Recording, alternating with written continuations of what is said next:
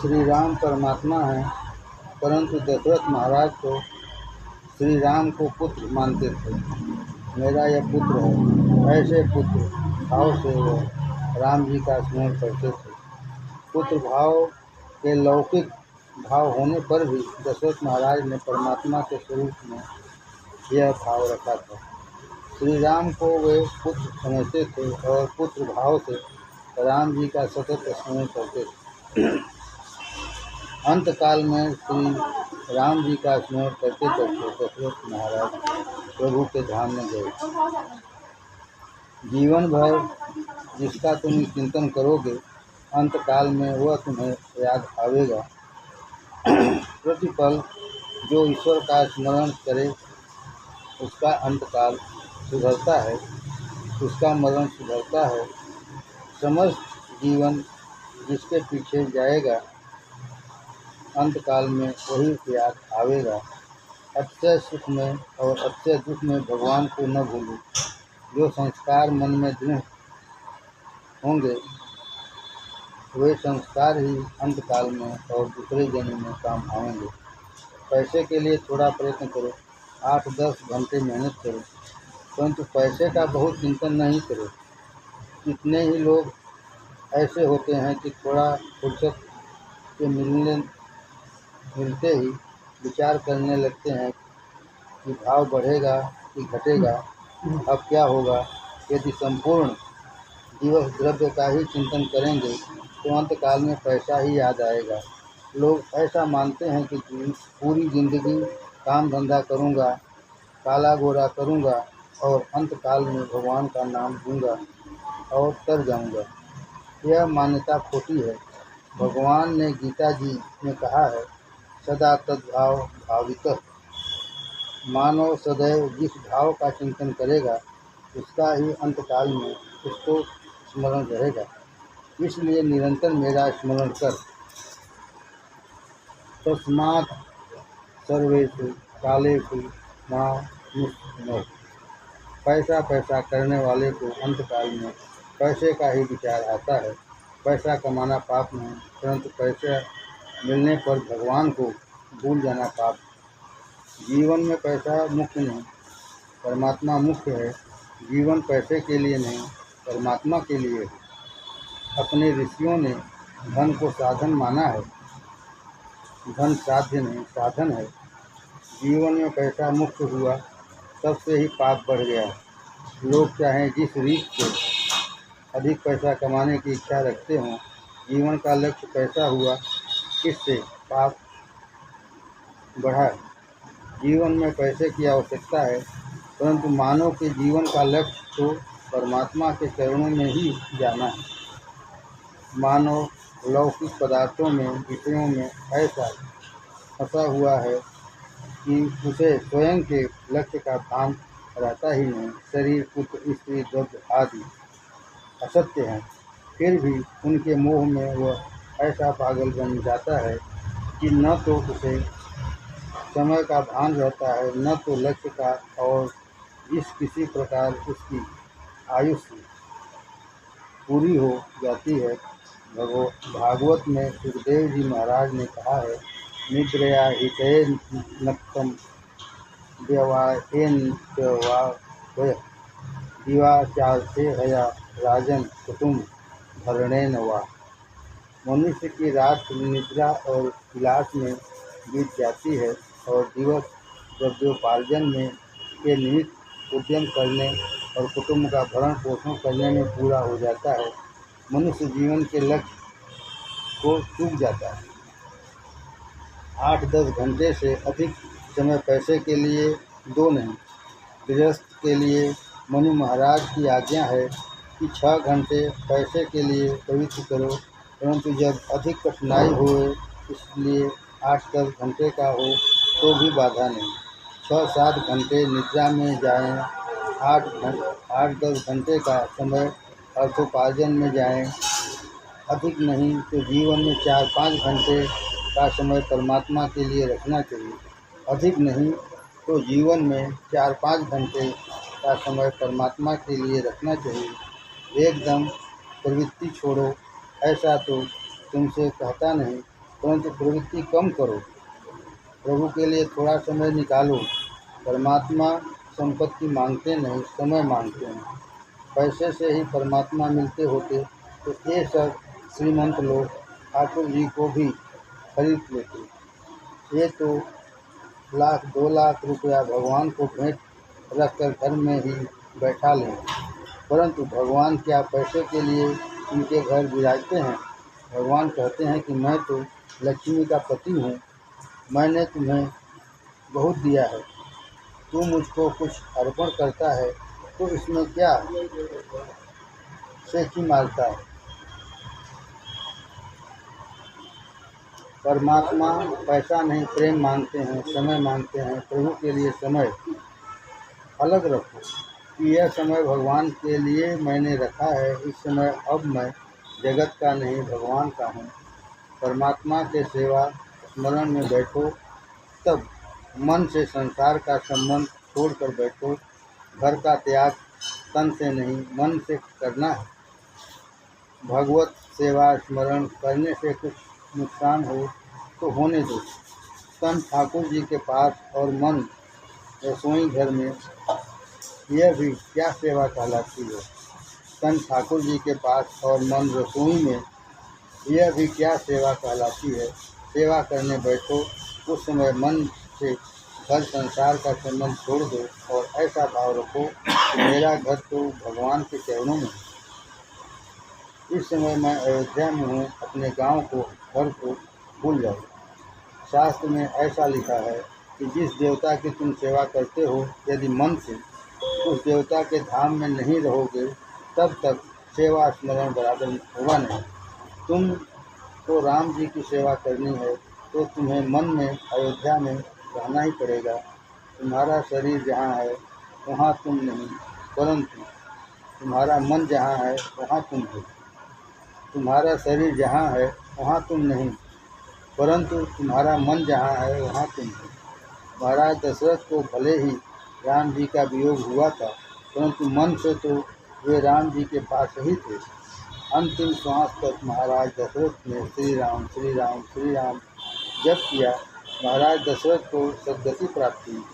महाराज दशरथ का प्रयाण हो गया। रानियाँ बहुत विलाप करने लगीं। वशिष्ठ ऋषि को खबर पड़ी, वे शीघ्र आए। वशिष्ठ जी की आज्ञा के अनुसार महाराज दशरथ का मृत शरीर तेल की नौका में पधराया गया। सिपाहियों को आज्ञा हुई कि कैकेयी देश को जाओ और भरत शत्रुघ्न को खबर दो कि गुरु जी ने बुलाया है। यहाँ जो कुछ हुआ है उसके विषय में एक शब्द भी कहना नहीं। वशिष्ठ जी तुमको बुलाते हैं, बस इतना ही कहना। दूतगामी घोड़ों से भरत जी के ननिहाल पहुँचे। अयोध्या में जब से अनर्थ प्रारंभ हुआ तब से भरत जी को रोज दुख स्वप्न दिखाई देते थे। भरत जी घबराते थे कि ऐसे खराब स्वप्न मुझे क्यों दिखते हैं। उसी समय अयोध्या से सेवक आए और कहा कि गुरु जी ने आपको बुलाया है। भरत जी बैठे थे, खड़े हो गए और तुरंत ही अयोध्या के लिए निकल पड़े। रथ में बैठे मार्ग में भरत जी को अनेक अपशकुन हुए। हित हमार सियपति सेवकाई। भरत जी ने अयोध्या में प्रवेश किया। अयोध्या में कहीं तनिक सा भी आनंद दिखता नहीं था। समस्त अयोध्या वीरान जैसी लगती थी। बाजार सब बंद थे, लोग काले वस्त्र धारण किए हुए थे। कितने ही लोगों ने मन में भरत के लिए शंका उठी थी और इससे वे भरत की ओर नज़र से देखते भी नहीं थे। कितने ही लोगों के मन में भरत के लिए शंका उठी थी और इससे वे भरत की ओर नज़र से देखते भी नहीं थे। भरत जी घबराए कि अयोध्या में ऐसा क्यों दिख रहा है, क्या हो गया है। भरत जी कैकेयी के महल में गए। खबर पड़ते ही वह दौड़ती आई, भरत जी से पूछा, मेरे भाई आनंद में हैं। भरत जी ने बताया कि सभी आनंद में हैं। फिर पूछा, माँ मेरे पिताजी कहाँ हैं। कैकेयी ने कपट किया, बोली, बेटा सब बात इस मंथरा से ने सुधारी है, थोड़ी गड़बड़ी हो गई है, तुम्हारे पिताजी स्वर्ग सुधार गए। यह सुनकर भरत जी बहुत व्याकुल हुए, रुदन करते हुए कहने लगे, मुझको पिताजी की सेवा का लाभ नहीं मिला, मुझको पिताजी के दर्शन भी नहीं हुए और पिताजी प्रयाण कर गए। मुझे राम को सौंपे बिना ही पिताजी छूट गए। सात राम ही सौंपे ही नहीं। माँ मेरे पिताजी को क्या हुआ। कैकेयी ने सब कथा सुनाई। राम राज्य अभिषेक की तैयारी हो रही थी। मंथरा ने मुझको शिक्षा दी, उसके अनुसार मैंने तुम्हारे पिताजी से 2 वरदान मांग लिए। बेटा तेरे लिए मैंने राज्य मांग लिया है, समस्त राज्य अब तेरा ही है। दूसरा वरदान राम वनवास का मांगा है और राम जी के पीछे पीछे सीता जी गई और लक्ष्मण भी गया है। राम के वन में चले जाने के पीछे तुम्हारे पिताजी बहुत व्याकुल हुए और उन्होंने प्राण छोड़ दिए। श्री राम वन को गए हैं, इसे सुनते ही भरत जी पिताजी का मरण भूल गए। भरत जी अतिशय व्याकुल हुए। उन्होंने कैकेयी का तिरस्कार करते हुए कहा, माँ तू कौन है, वरदान मांगते समय तेरी जीभ गल क्यों नहीं गई, तूने इतना बड़ा अनर्थ क्यों किया। मंथरा भी वहाँ बन ठन कर आई। शत्रुघ्न को बहुत क्रोध आया। शत्रुघ्न जी ने मंथरा को लात मारी, भरत जी ने उसको छुड़ाया। शत्रुघ्न जी को समझाते हुए कहा, उसके पीछे तुम क्यों पड़े हो, हमको तो कौशल्या माँ के घर जाना है। शत्रुघ्न जी को समझा कर भरत जी शत्रुघ्न जी के साथ कौशल्या जी के महल में गए। भरत जी आए हैं ऐसा जानते हुए कौशल्या माँ को तो ऐसा लगा कि मेरा राम ही लौट कर घर आया है। कैकेयी की आँख में भले ही विषमता हो कि भरत मेरा है और राम कौशल्या का है, कौशल्या माँ की आँखें तो प्रेम भीनी थी। उनकी दृष्टि में तनिक भी विषमता नहीं थी। उनका मन तो ऐसा था कि चारों बालक मेरे ही हैं और इसलिए भरत जी आए तब कौशल्या जी को ऐसा लगा कि मेरा राम ही आया है। कौशल्या जी उठकर खड़ी हो गई। भरत जी को देखकर बहुत ही व्याकुल हो गई, उनको एकदम मूर्छा आ गई। कौशल्या जी गिरने को ही थी, तभी भरत जी ने दौड़ते हुए जाकर माता जी को पकड़ लिया।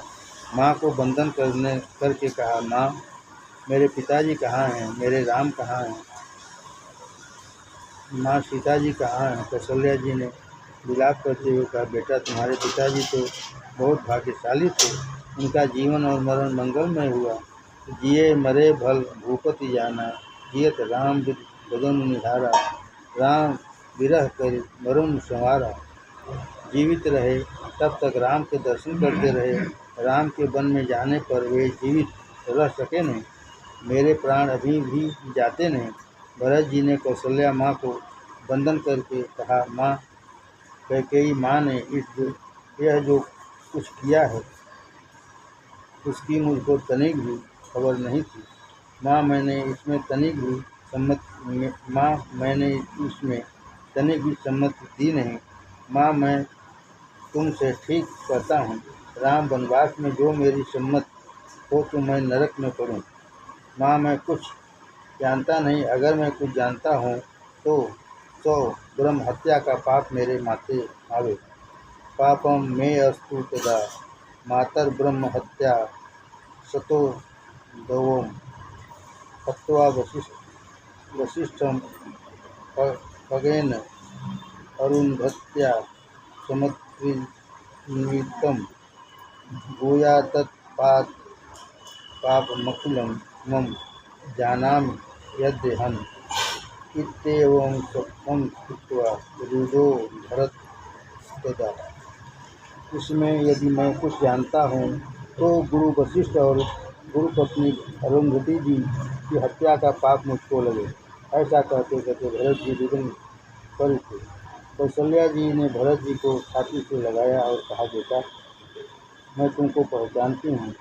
राम जी में तुम्हारा कितना प्रेम है यह अच्छी तरह जानती हूँ। राम प्राणों के प्राण तुम्हारे, तुम रघुपति प्राणों के प्यारे।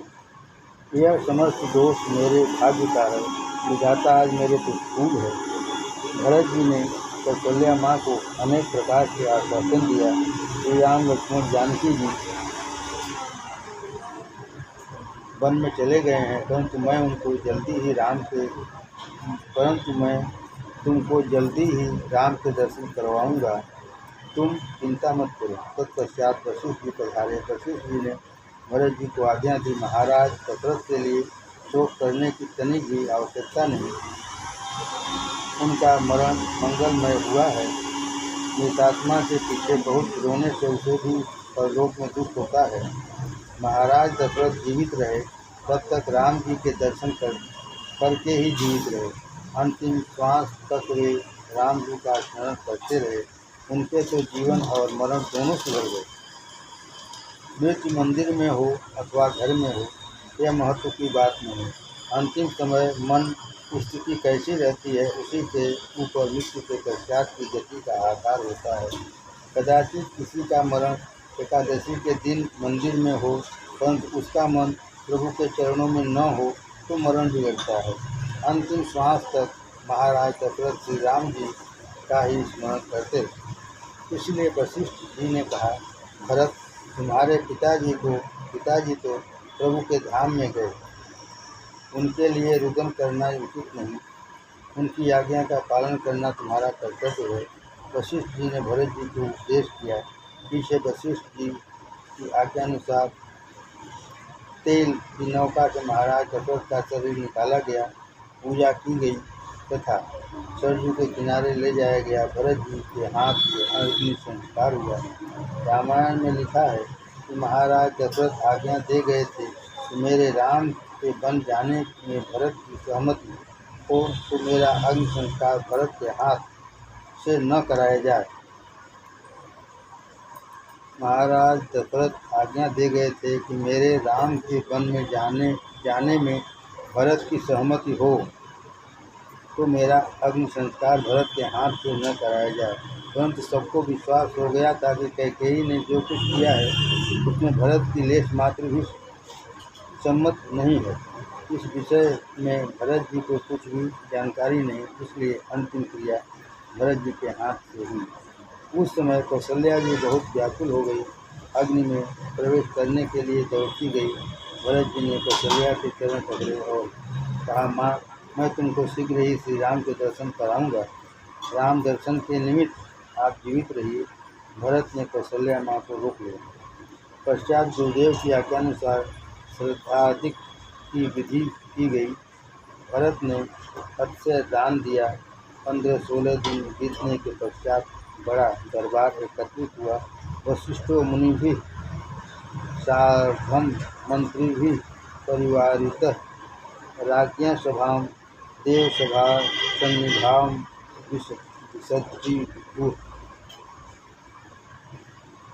दरबार में वशिष्ठ ऋषि पधारे।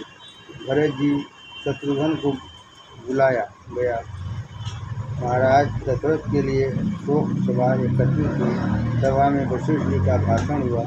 वशिष्ठ जी ने महाराज दशरथ की अत्यंत प्रशंसा की और कहा, मुझे ऐसा लगता है दशरथ के समान कोई राजा हुआ नहीं और भविष्य में होगा भी नहीं।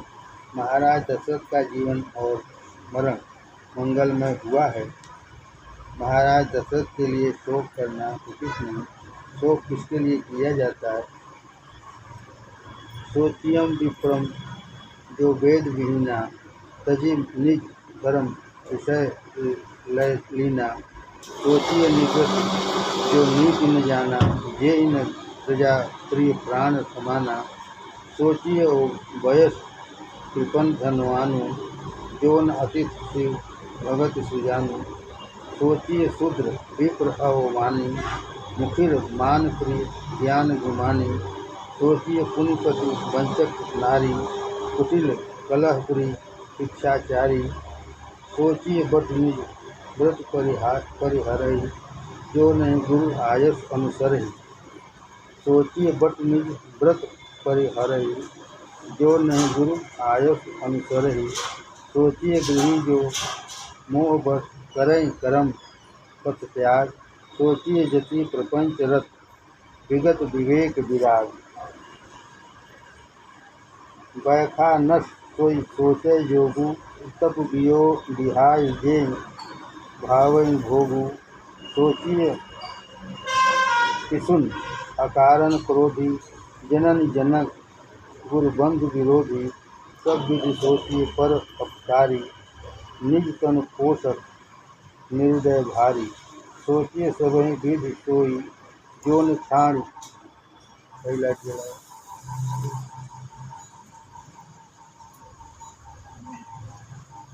एक नंबर जलावा यार, एक नंबर हो।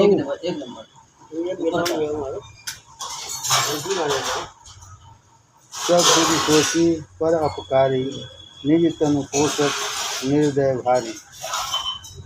सोचनीय सबहि विधि सोई, जो न छाण सब हरिजन होई।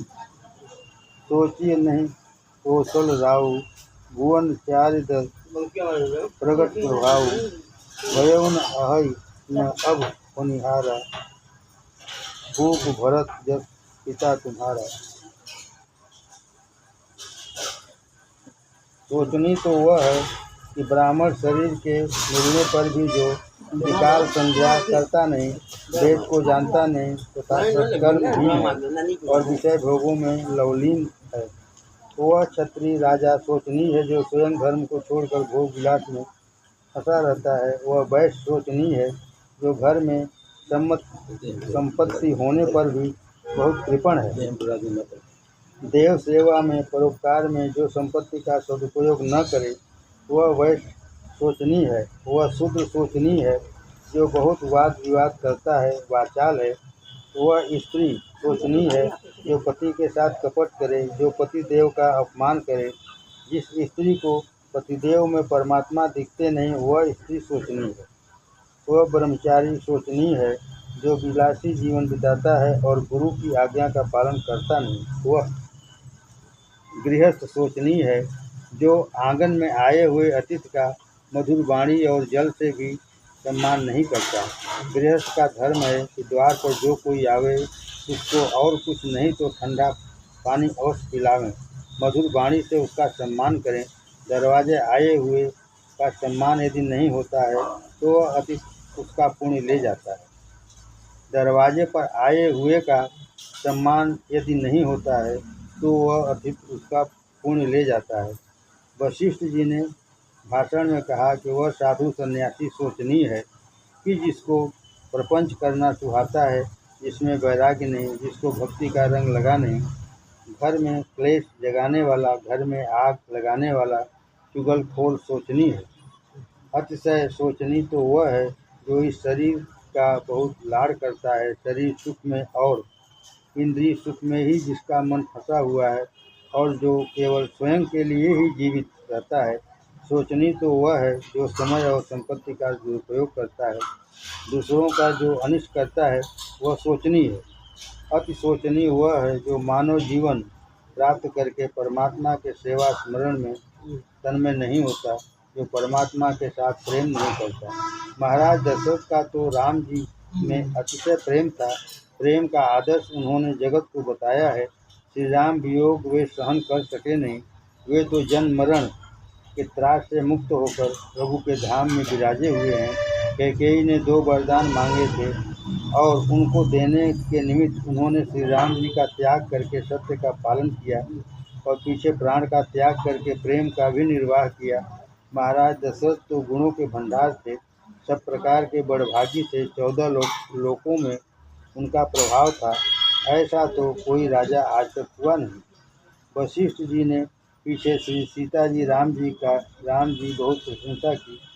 वशिष्ठ जी ने पीछे श्री सीता राम जी की बहुत प्रशंसा की। राम का स्मरण करते समय ऋषि की आंखें सजल हो गई। कहने लगे, माता पिता के प्रति राम जी की ऐसी लगन थी। माता पिता की आज्ञा स्वीकार करके वे आनंद से वन में पधारे। भरत श्री राम जी ने जिस प्रकार पिता की आज्ञा का पालन किया, उसी प्रकार तुम भी पिता की आज्ञा का पालन करो। राम जी को वनवास की आज्ञा हुई थी और तुमको आज्ञा हुई थी कि राज्य करने की। हमारी सबकी इच्छा है कि हम आने वाले कल तुम्हारा राज्याभिषेक करें। भरत, तुम राजा होगे तो राम जी भी प्रसन्न होंगे। मैं जानता हूँ कि राम जी के लिए तुम्हारे हृदय में अत्यंत प्रेम है, परंतु श्री राम लक्ष्मण जानकी वन में गए, महाराज दशरथ स्वर्ग सिधार गए, अयोध्या आज अनाथ है।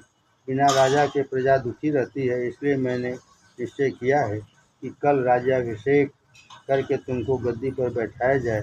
14 वर्ष तुमको राज्य करना ही पड़ेगा। 14 वर्ष के पश्चात श्री राम अयोध्या पधारे। उसके पश्चात तुमको जो उचित लगे वैसा करना। वशिष्ठ जी ने भाषण पूरा किया। कौशल्या माँ भी राजी हुई थी। उन्होंने कहा, बेटा भरत, धीरज रखो, राम वन में है, तुम गुरुदेव की आज्ञा का पालन करो। मेरी ही यही इच्छा है कि भरत का राज्याभिषेक हो।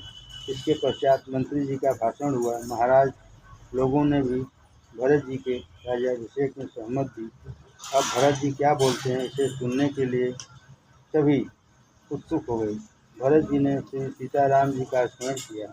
सीताराम सीताराम सीताराम। भरत जी खड़े हो गए। उन्होंने गुरुदेव के चरणों में वंदन किया और बोलना प्रारंभ किया। गुरुदेव की आज्ञा का पालन करना मेरा धर्म है। गुरुदेव की आज्ञा उचित अथवा अनुचित है, इसका विचार करने की तनिक भी आवश्यकता नहीं।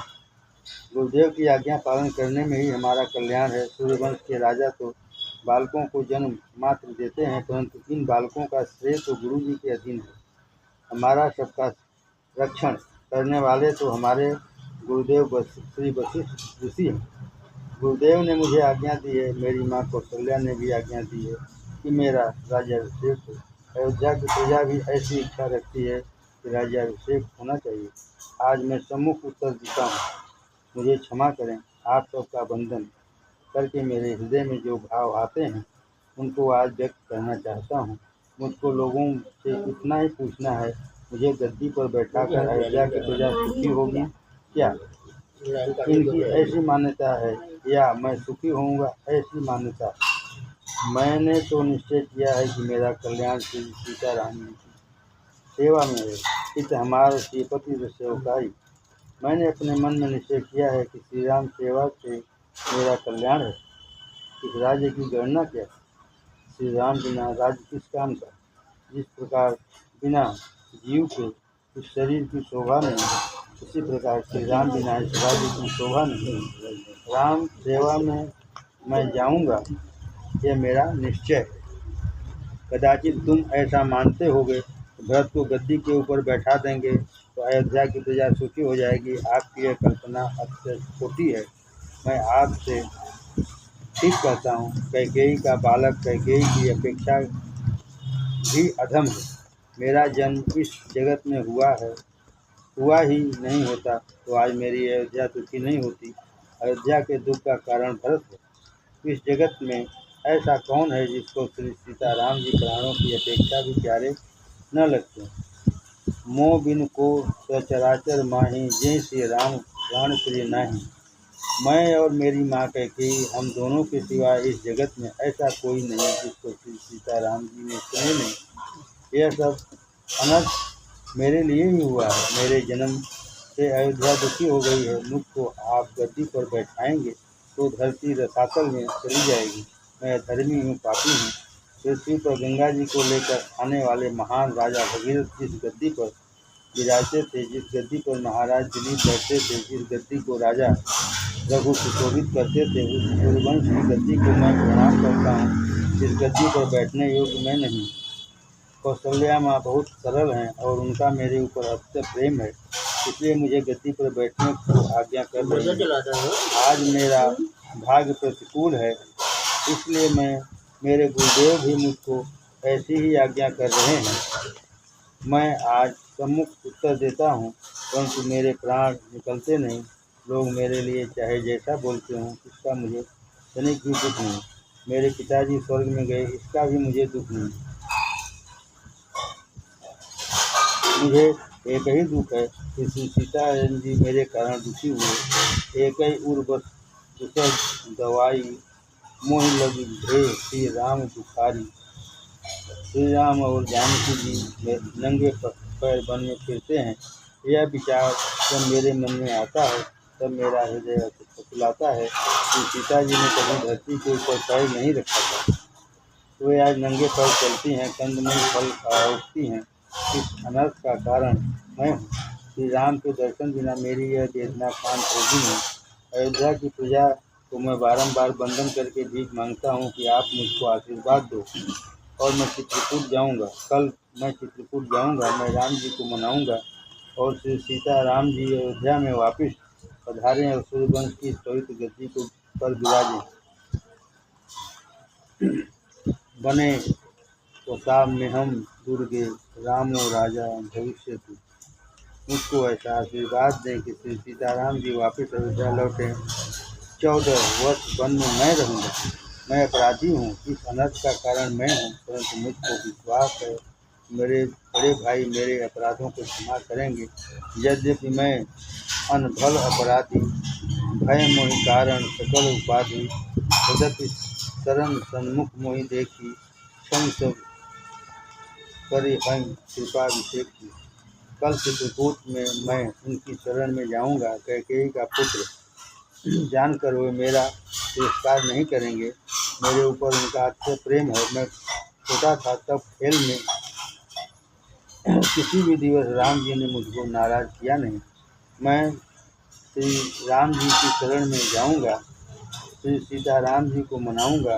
आप मुझको आशीर्वाद दो, श्री सीताराम जी अयोध्या में पधारें। राज्यम चाहम च रामस्य, यह राज्य राम जी का है। मैं राम जी का सेवक हूँ। भरत जी कहते हैं मैं भगवान का हूँ, मुझको लौकिक संपत्ति का जरा भी लोभ नहीं। भरत जी बोलते बोलते द्रवीभूत हो गए। मेरे लिए श्री सीताराम जी कंदमूल खाते हैं, यह विचार मन में आया तो भरत जी अत्यंत व्याकुल हो गए। आँखों में से अश्रुधारा बह निकली। वशिष्ठ जी ने देखा कि भरत कदाचित गिर जाएंगे। वशिष्ठ जी खड़े हुए, उन्होंने भरत जी के दोनों हाथ पकड़कर पास में बैठाया। आज अयोध्या की प्रजा को भरत जी प्राण की अपेक्षा भी प्यारे लग रहे थे। सबको ऐसा लगने लगा कैकेयी जैसा उसका पुत्र नहीं। भरत तो राम प्रेम की मूर्ति। भरत क्षेत्र में तुलसीदास जी की समाधि लग गई है। भरत क्षेत्र में तुलसीदास जी की भी समाधि लग गई है। भरत जी का राज्याभिषेक करने की सबकी इच्छा थी, परंतु भरत जी ने राजा बनना स्वीकार नहीं किया। तुमको कोई 2000 रुपया दे तो क्या तुम लेने में नहीं करोगे? तुम तो हाथ जोड़कर आभार के साथ उसको स्वीकार कर लोगे। मन में मनाओगे कि कोई दे तो कर ही क्या सकते थे। भरत जी को तो कौशल्या माँ की आज्ञा थी कि तुम गद्दी पर बैठो। गुरुदेव की भी आज्ञा थी। माँ की आज्ञा का पालन करना पुत्र का धर्म है। गुरुदेव की आज्ञा का पालन करना शिष्य का धर्म है। परंतु भरत जी ने माँ की आज्ञा का पालन नहीं किया, गुरुदेव की आज्ञा का पालन नहीं किया, राज्य लेना स्वीकार नहीं किया। थोड़ा विचार करोगे तो ध्यान में आवेगा कि माँ का संबंध देह के साथ है, आत्मा का संबंध राम जी के साथ है। देह की ही कोई माँ है और देह का ही कोई पिता है, परंतु आत्मा के पिता माता बंधु तो परमात्मा श्री राम है। माता रामो मत पिता रामचंद्र, स्वामी रामो मत सखा रामचंद्र, सर्वस्व में रामचंद्रो, दयालु नान्यम जाने नयो जाने न जाने। धर्म दो प्रकार का है, देह धर्म और आत्म धर्म। भरत जी का देह धर्म ऐसा कहता है माता कौशल्या की आज्ञा का पालन करके गद्दी के ऊपर बैठे, परंतु आत्मा का धर्म है परमात्मा के चरणों में जाना। भरत जी का आत्मधर्म कहता था कि वन में जाकर रघुनाथ जी की शरण लेना। आत्मधर्म में देह धर्म विघ्न करे तो देह धर्म को गौण मानकर उसका त्याग करके आत्मधर्म का पालन करना चाहिए। और इसी से भरत जी ने कहा, मुझे गद्दी के ऊपर बैठना नहीं, मुझे तो चित्रकूट जाना है। प्रहलाद जी को